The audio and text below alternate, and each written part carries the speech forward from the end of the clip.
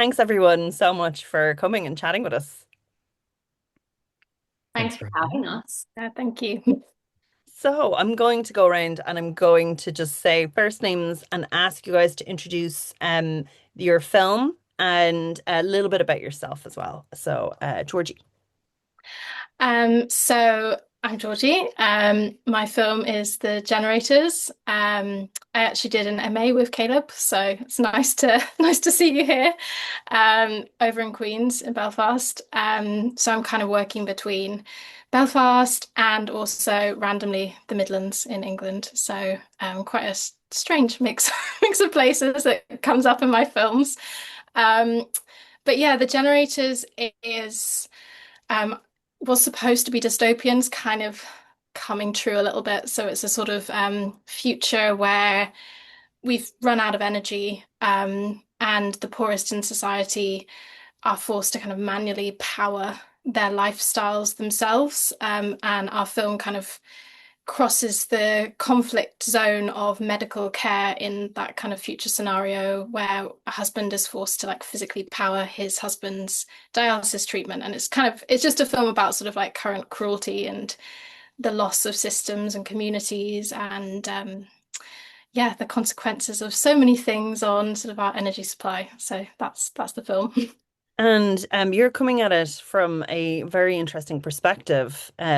You are a stylist, you've like worked as a creative designer. I was just wondering if you could talk to me about like transitioning from that role and your work there into this. Actually, that's not me, but Are you? Who do I have? Sorry, that's that's Katie. that's Katie-Ruby. Oh I no. I I put the loved that wrong heading. initially. I was Sorry. like, I'm just like, hang thank on, you. edit it out. Yeah, yeah. You're like, that's so exciting. Okay, so now you know your question in advance, Katie. Sorry. Okay. Okay, so I've headed people with the wrong one. Okay, so you've actually done an amazing amount of BAFTA work. You've done an amazing amount of projects before, and like there is such an elevation to and conciseness to the way this story is told. I was just wondering if you could talk to me about where you've come from as a filmmaker and maybe a little bit about what came before this film.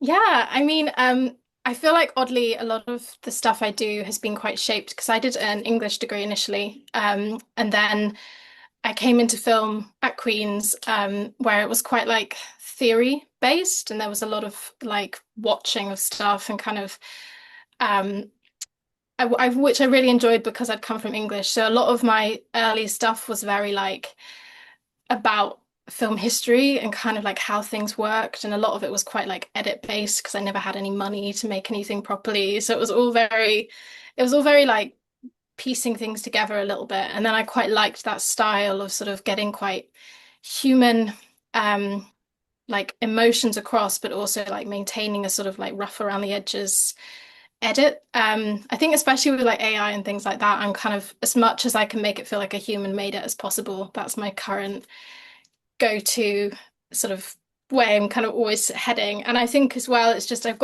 always sort of loved kind of how can you tell stories about quite difficult topics, maybe things that haven't happened, but through the past and through history. And that's probably also come from um, studying things like literature and kind of history. And I worked in random museums and stuff. So it's all kind of all of that sort of blends. And then somehow I just try and make a film from all of those different influences.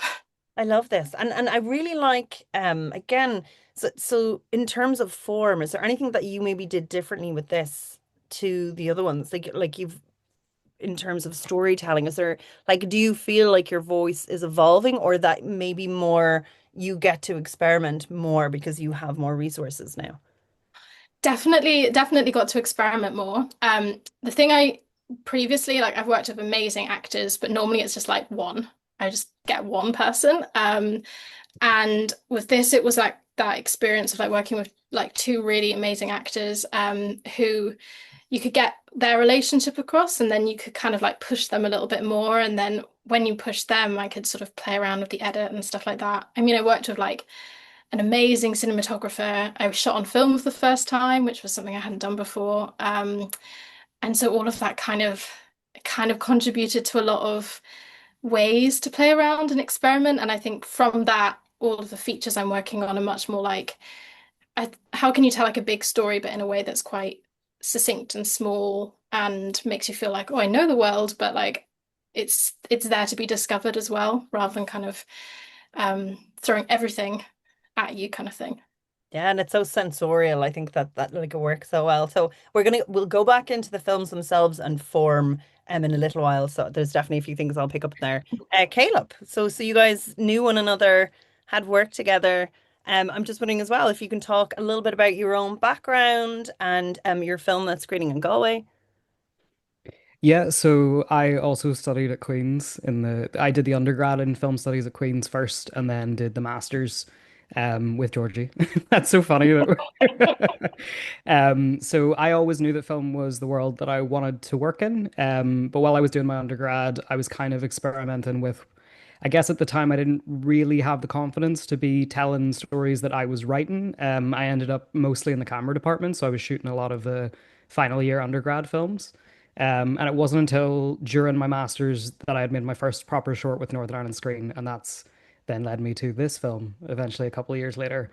The short is called Purebred. It's set during a heat wave in Belfast, where a transgender man called Owen cycles back to the apartment of his on and off lover, Sean, after taking a pregnancy test in a public men's bathroom. And it was intentional to kind of throw the audience into that opening scene without giving them any context because I think I've got a bit weary of the need for like queer films, but in particular trans films, to kind of over explain the context of the situation so that people are on board. I thought it would be really interesting to kind of subvert that and just sort of drop people into it and they can kind of figure out the story as you go. And some people will get it immediately and some people won't, but you'll eventually kind of get there. So that film I had wanted to make for a while, because I was really keen to make something that featured a transgender man that never once talks about transness in the film. I wanted to look at masculinity, contemporary gay relationships, and hookup culture, and what that can look like when one of those men is trans. So it was a really great opportunity to kind of explore a lot of themes that I've been building on so far. And yeah, I'm very happy with how it turned out. It's fabulous, and yeah, you're on your way to California to screen it. I was just wondering if you can uh, tell us about that because that's very exciting. Yeah, I don't know if it'll screen by the time this comes out, but we're having our world premiere on the 27th of June at the Palm Springs International Short Fest, which is a Academy BAFTA BIFA qualifier.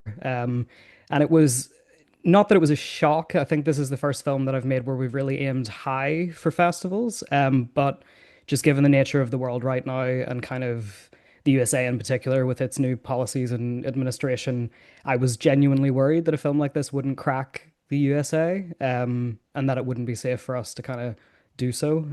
But Palm Springs have taken that risk on it, and it's kind of just opened loads of doors, which I'm really, really grateful for. So that happens just 2 weeks before the Fleadh, which is really nice. I'm really glad that the homecoming of it is the Fleadh after we kind of hit the US. Yeah, So I two can, Oscar qualifying festivals in one. yeah. Like in Just 2.5 weeks. You're not doing too bad. and then I'll go for a wee sleep. Yeah, yeah. A few champagnes and then a bit of a snooze. So tell me as well, you're just off the back of working on the first iteration of your own festival. So I was wondering if you could talk to me about your work with TIT. Oh yeah, so when I'm not screenwriting, I work part-time generally as a festival programmer. I work with the Outburst Queer Arts Festival sort of a couple of days a week, which is more of an interdisciplinary arts festival, which covers music, theater, film, arts, performance, where I'm the head of film programming there. But I actually established a new film festival in Dublin this year, founded by James Hudson, who works with the Small Trans Library and the Gaze Film Festival. He's the programmer there.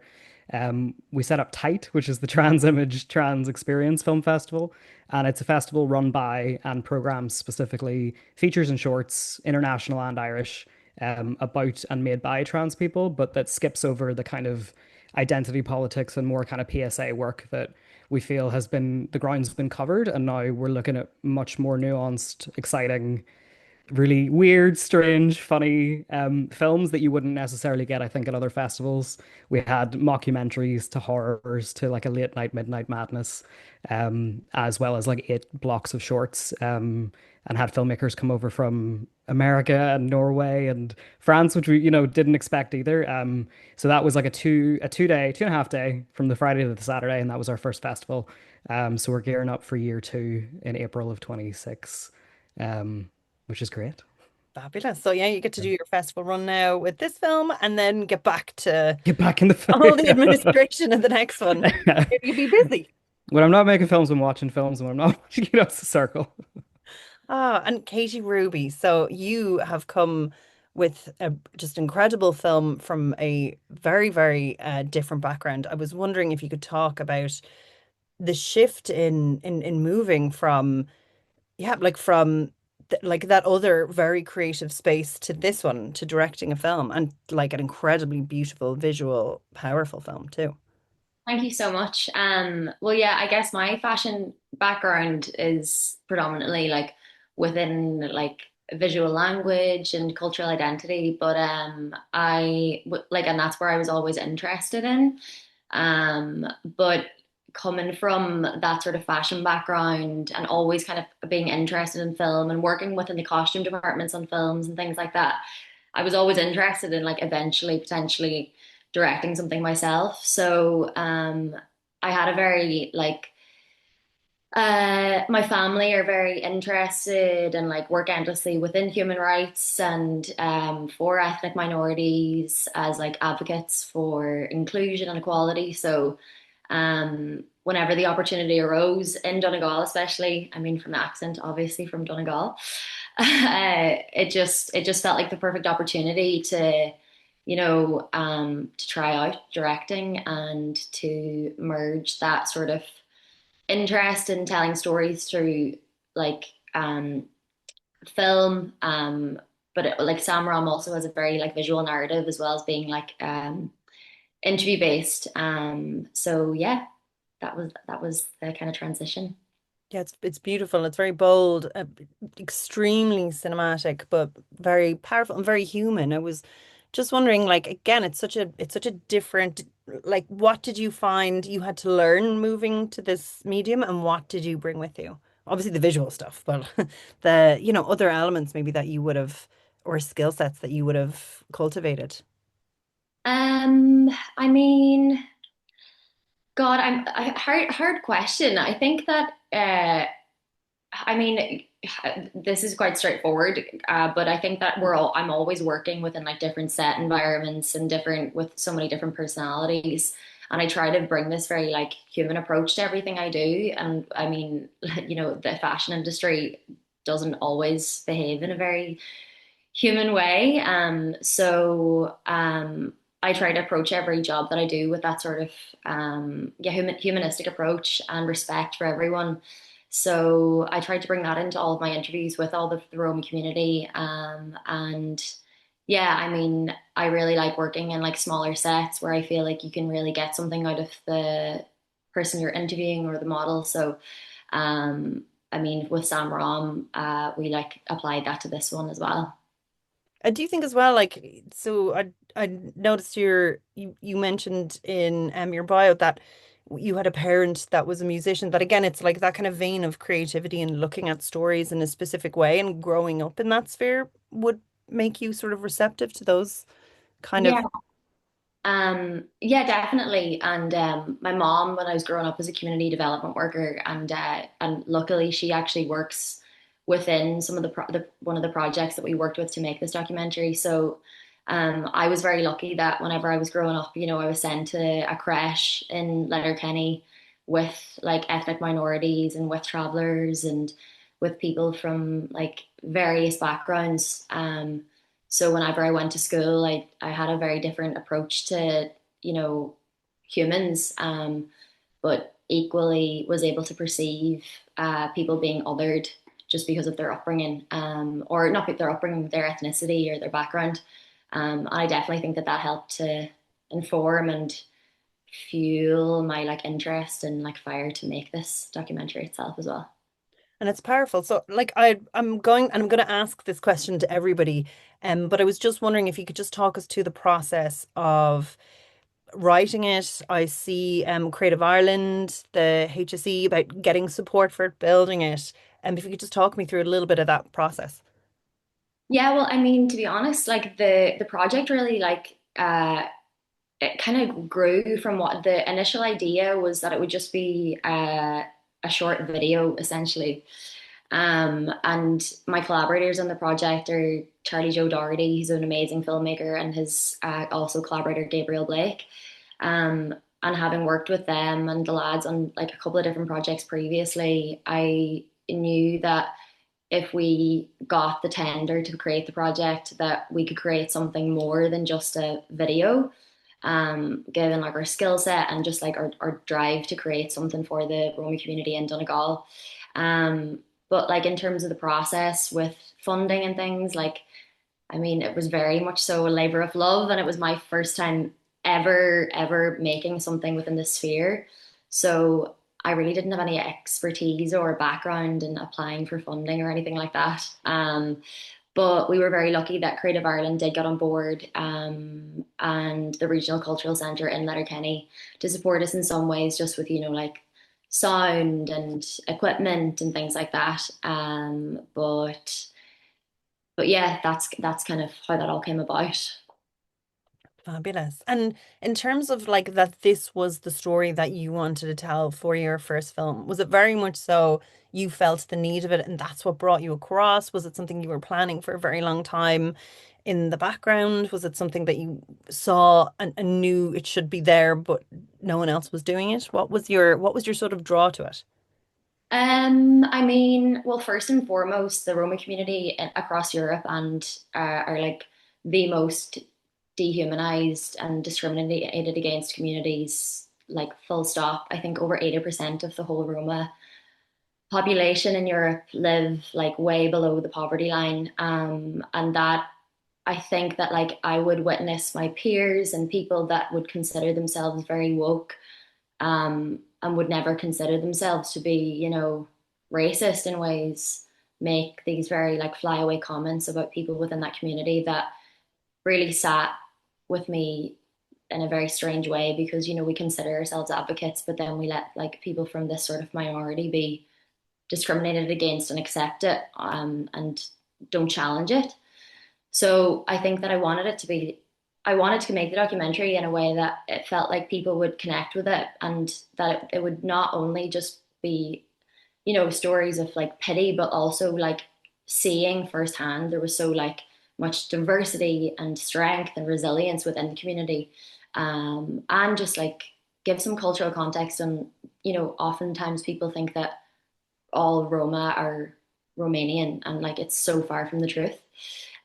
So I guess for it to be also educational, and informative for people, like my peers, and I think that was really important. But yeah, does that answer your question? Yeah, perfect. Yeah, because I think that's it. It's because for a first film, it's ambitious, it's big, it's like you're like there's a lot to what you're doing in the scope of those like 18 minutes. Do you know, like there's a lot happening. So like for something to take the leap and not go, oh, I'm just gonna play around with an art form. It's more like it felt like as a viewer that there's a purpose to it. That like brilliant. Definitely. So, Georgie, again, like strong messages across the board. It was a really like great watch of films.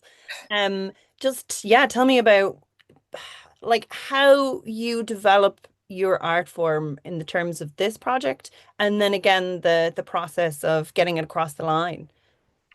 Yeah, this one took a while, which is why I'm kind of like now I'm like I should turn it into a feature because it just took so long to get it made as a short. Um, it was kind of I remember I started writing it around there was a couple of years ago and there were like fires across like Ireland and in England and there were loads of like wildfires in the Mourne Mountains and I remember just seeing this image of just kind of like black where it should have been like green and heather and all of that stuff. And so that was kind of where I started thinking about this kind of black and white world. So that's where that came from. Um, And so the film was kind of supposed to be in summer, but then it just filmed it in winter because obviously everything everything takes so long.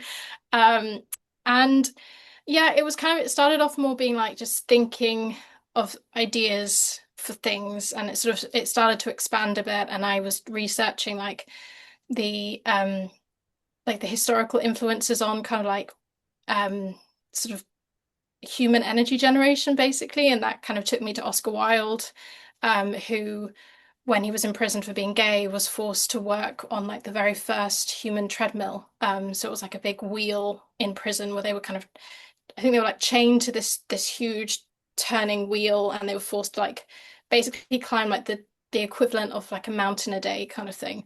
And that sort of level of cruelty and just nastiness, I really wanted to channel into kind of the current system of like how we treat people who are ill and how we treat people who might need sort of need more from society than just kind of being an individual. Like it's sort of, you're seeing it more and more now, but this way of like kind of treating people like numbers and that type of thing. And so I sort of tried to link a lot of it to that Oscar Wilde storyline. So kind of patient numbers, like his prison number, that kind of thing. And the relationship was sort of based around his relationship or what he could have had as a relationship. And then, yeah, and then it was also tying in, my own family has a history of like kidney disease. So dialysis is like an energy intensive treatment. And during the pandemic, there was a lot of the kind of the term vulnerable became a big thing, and it was like, if you're vulnerable, then you should just stay inside and just not be a pain to anyone else, and that kind of continued. It never really ended.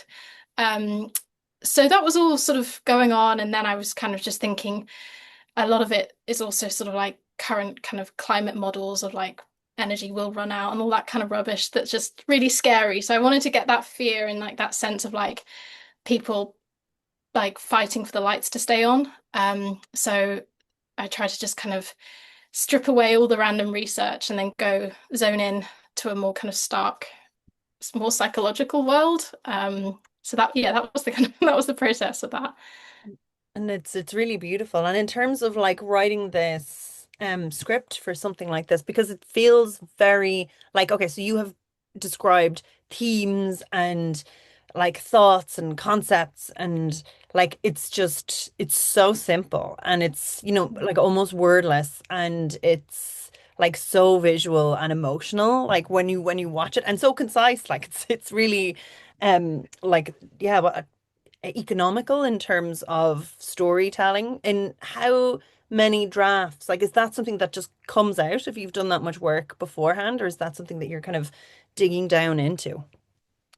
I think I'm quite economical. I think I kind of treat it a bit more like writing a poem, maybe. And yeah, I am quite visual, and I like the sort of, especially with shorts, I find it's just that I can't find enough good words for them to say in that moment for it to be worth them saying anything. And I think with the actors, like one we had 3 days to shoot it, so we had to be pretty economical. But also it was just like a bit like Caleb was saying earlier, I wanted to throw you in, and I didn't want to have to explain. In this case, was more I didn't want to explain like a whole alternative future, and I didn't want to like have to kind of teach people the rules of my world. So sometimes I'm sure with people that they might be like, what is this about? But I sort of wanted to just let the characters and how they interact with their world shape how we treat it, and so you could kind of see whatever you needed to see in it.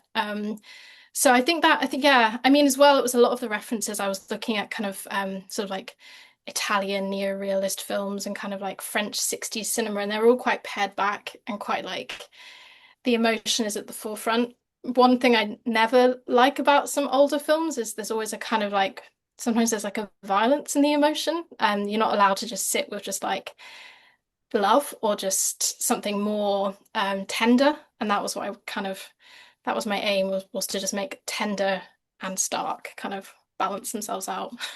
Lovely. And it does it also makes it easier to watch, like when it's that Yeah. warm and you're brought along on this human experience. It's really beautiful.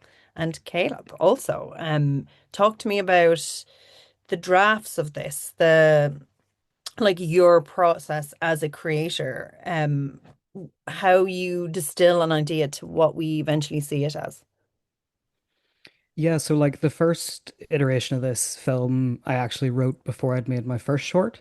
But at that time, I felt it was something that was a bit too vulnerable for me personally to kind of get into.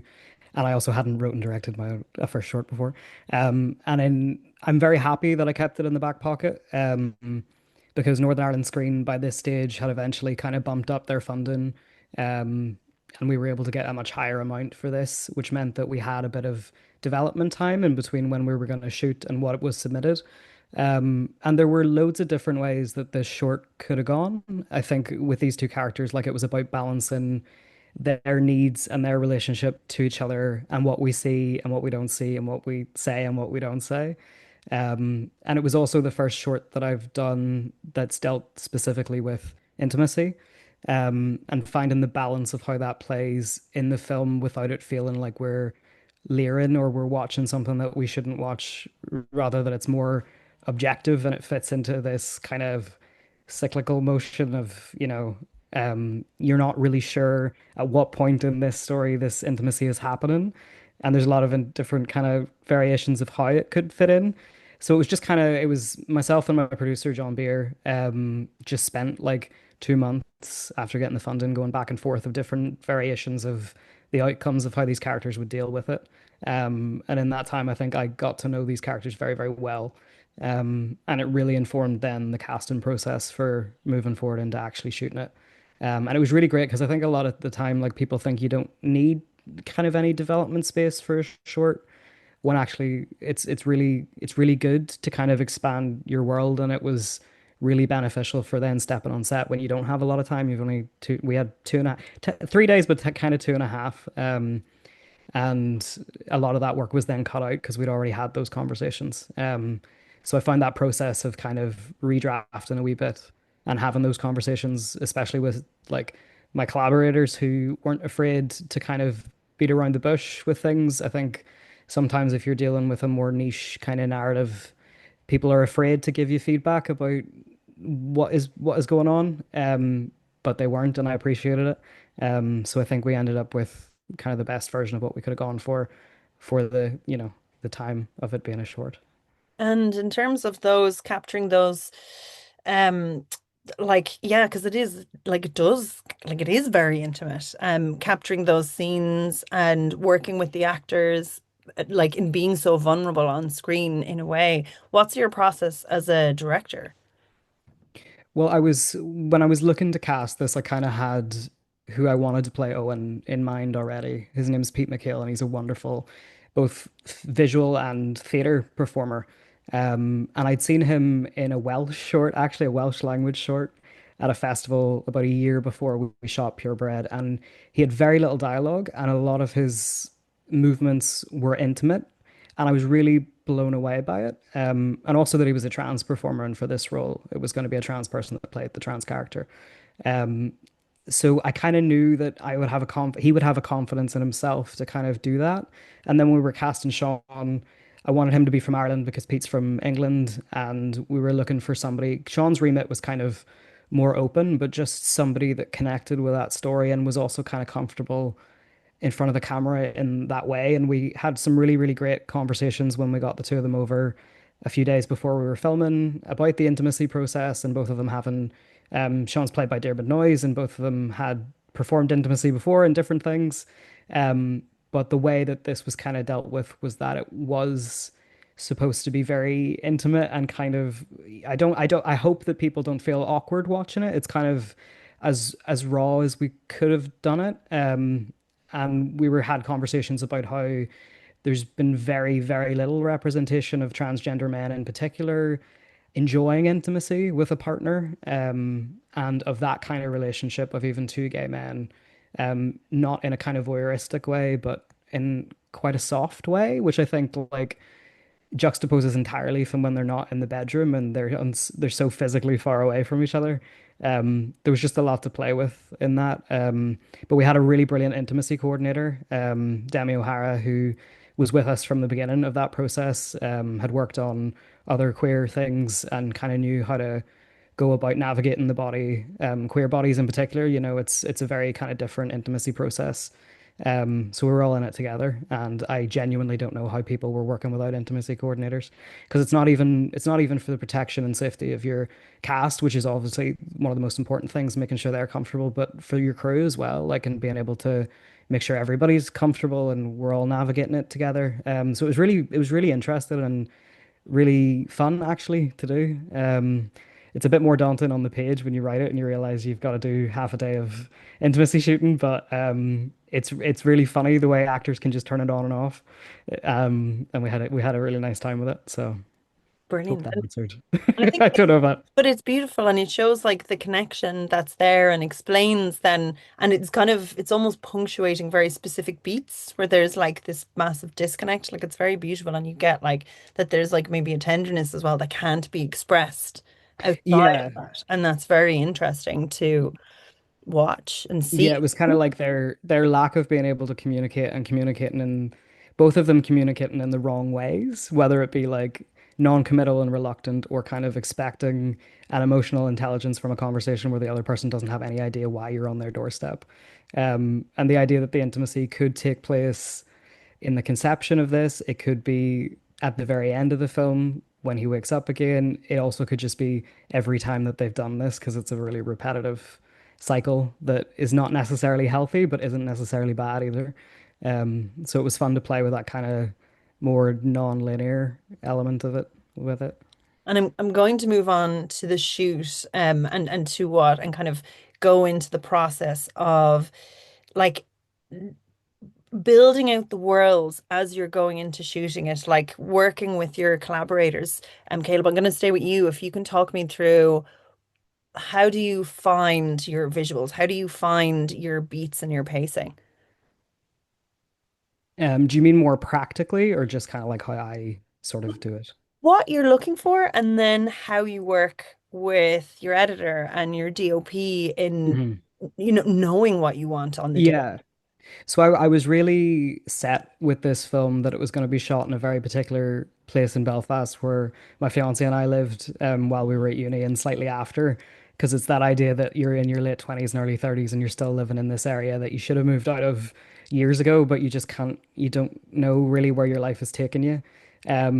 And after we kind of scouted out those locations, our DOP, Owen McLaughlin, came down to have a look with our production designer, and we essentially went into a house where two lads were living as students at the university, and they cleared out for a bit, and we were able to go in and take pictures and kind of really design the whole set from the ground up. But it was kind of naturally that grimy, weird, mismatched house that was perfect, and there was like a sunroof in the bathroom, which was odd. So it was kind of like the perfect place possible, and it was actually like a melding of two different apartments together. So like all the stuff inside and slightly outside is one apartment, and going down the stairs and taking the bike out, that's a separate apartment where my friends actually lived. So then it was like locations in and kind of seeing how we could stitch these two different places together. But I really wanted it to be in that specific location because for me it's very important to the sense of place of the film, and kind of why I wanted to set it there. And then working with my editor, Stephanie McCutcheon, she's an absolute whiz, and was the first time I had worked with an editor who identified also as queer, so was on my side when some of the more difficult kind of conversations had to be had about what gets cut and how we kind of come in and out of scenes. Some people find it very hard to distance themselves from like knowing that the intimacy was not supposed to be in succession kind of chronologically, but it was more of an abstract kind of floating in and out of time. And how if we punctuated it somewhere else, it gave the wrong meaning. And so working with her over the week up in Yellow Moon post-production house in Hollywood was great to just kind of sit down, lock in, and find how we could keep it feeling really fluid, but also ground it in the sense of like place, but also placelessness. Like it sort of exists out of time and in a specific place, but not in a specific place. So I'd be someone that like I really enjoy the collaboration of it all, like especially when it comes to the visuals. I create lookbooks and use shot deck and kind of bring everything on my iPad and have it there, and so I kind of share those visuals with everybody, so everybody feels like they're on the same page from like locations to costume to the DOP, everyone.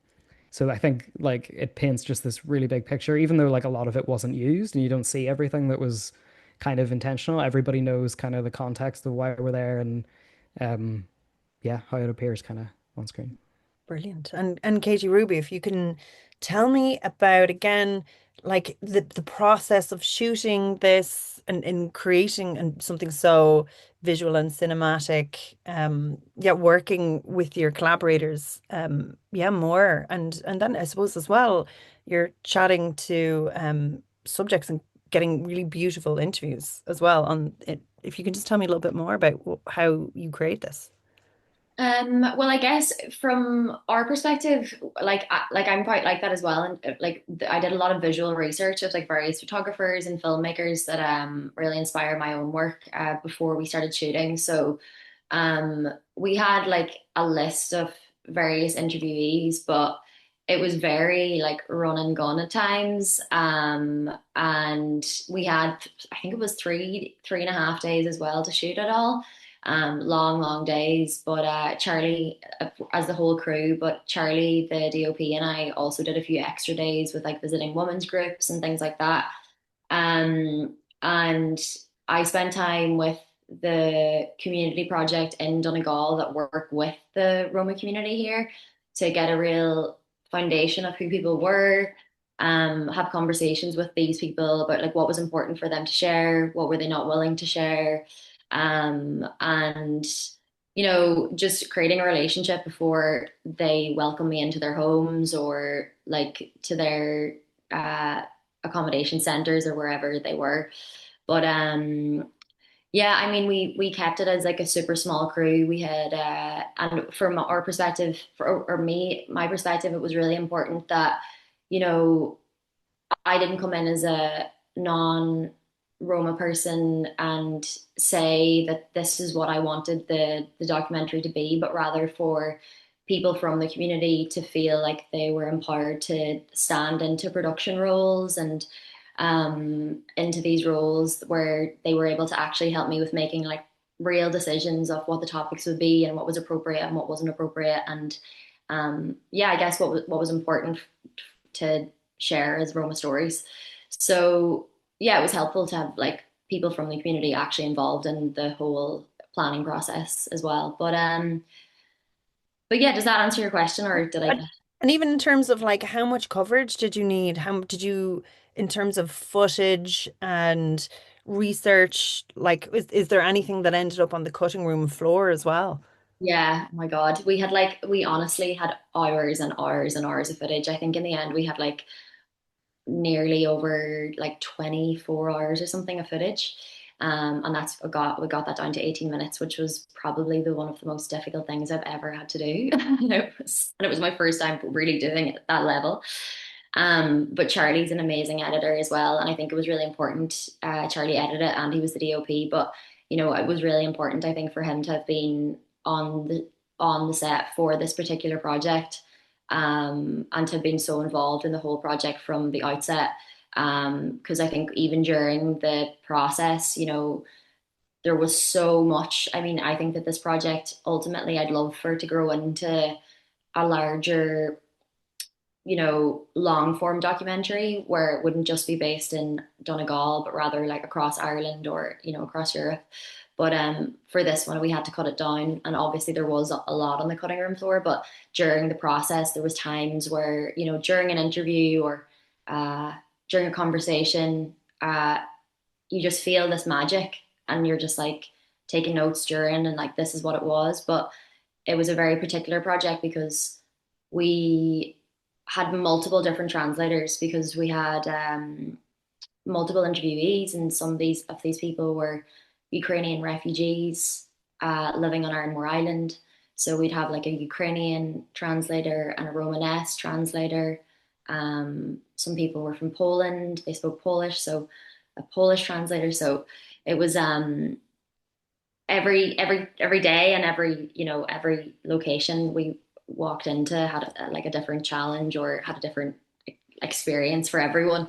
And yeah, like so I had a lot of plans of what it was going to be, but and of what the edit would be in the end. But actually, I think letting go of what I thought it should be and letting it take shape in the way that it ended up was really important, because I think it ended up being a lot more like important and magical in a way, and told its own story. But yeah, I think some of it was about letting go as well. Wow. Yeah, and finding, I suppose, yeah, finding those kind of moments of authenticity in there. Um, God, that's gorgeous. And Georgie, yourself in, yeah, collaborating Yeah. and getting to the story and creating an entire alternate universe. Yeah, I mean, similar to both of you, like I don't think I've ever been as like obsessive with images as I have with this one. I kind of just got it so in my head like what I wanted it to look like, and that was really useful again because like we were shooting in winter. Um it was there was a lot to shoot, but we were also shooting on film, so like we didn't have any there was no we didn't really have any chance to get anything wrong. So I think the approach of like me and my DP, Ebba Holt, who's amazing, um, we just kind of we just clicked like really early on. We just knew exactly what we wanted. So on the day we could just kind of reference the type of shot we wanted. And it's kind of was funny looking back at it because so many of the images were like versions of multiple of the images we wanted it to be kind of blended together. So it was sort of it did what we wanted it to do. Um, I think yeah, shooting on film was definitely I loved doing it. I realized that suits me a lot because I loved would have to like rehearse these scenes, like 3 times or something, and then we'd have like 2 shots that we could possibly like use of certain scenes. And for us, lighting, like we didn't have any time to pre-light the majority of the scenes. So we'd like shoot a scene and then we just go and send our incredible gaffer to just go and like light an entire corridor of different flashing lights that he'd just worked out in the morning. It was like so many things could have gone wrong. We're shooting this like very haunted building, and like that was just definitely everyone was just I think maybe shooting on film got everyone in the zone very fast. And it got us to like the right level of sort of anxiety that we needed. But I mean, yeah, that was probably the hardest bit, but it worked, but it kind of could have um I don't know. I think it's one of those things I had a lot of warning against shooting on film, but actually in the process of doing it revealed to me that for some people it's just more creatively exciting. And for me, it was definitely that was the case. But yeah, the edit as well was the edit and the sound design, I think, were the 2 bits that probably took the longest. Because there was a lot of layering up things, especially the sound design. A lot of it was just not in existence there at all, and we had to kind of we couldn't we like didn't have the budget to show a lot of things, so we had to just there were some versions where like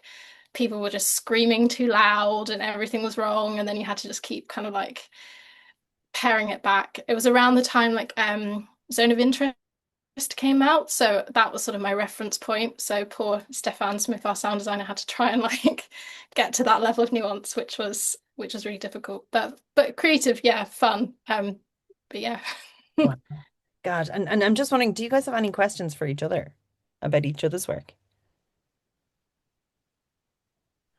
Georgie, I'm interested in your production design for the Yes. generators. If you can talk about like building the actual machine and kind of the iconography of the symbols of the lights and stuff. Yeah. So a lot of it came from we chose locations specifically so they could work for us a lot. And I was like obsessed with this idea of having like quite like totalitarian, like kind of Big Brother style lighting kind of things. I think the actual symbol on our light was our art director's like hob. She just traced it off the hob. So but yeah, it was kind of um we sort of called it like abandoned hospital chic. It was sort of going for like a kind of like people just don't care about you. Where would they put you? Like where would you go?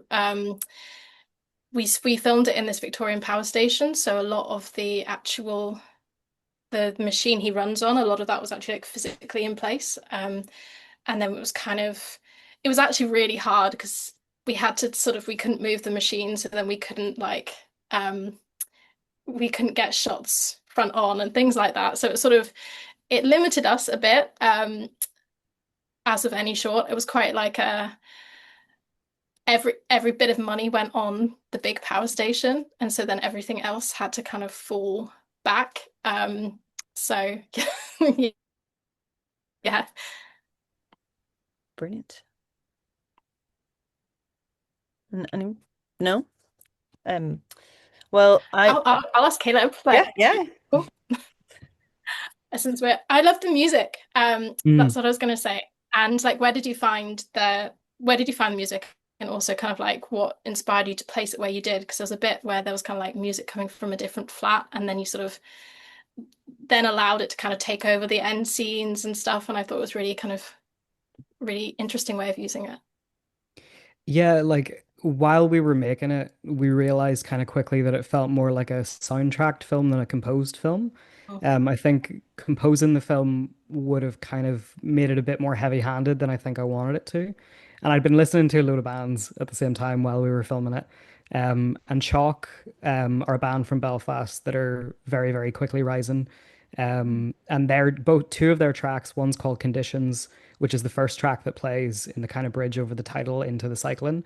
And their other track, Them, which is the one that's kind of playing from the flat above. There's just like this constant heartbeat in their music because it's kind of post-punk, grungy, but also kind of techno. And it fit into the kind of vibe of the film where I imagined that Owen and Sean are quite into their music. They're going to club nights, but it's also very grounded in Belfast. Like this is a very Belfast band.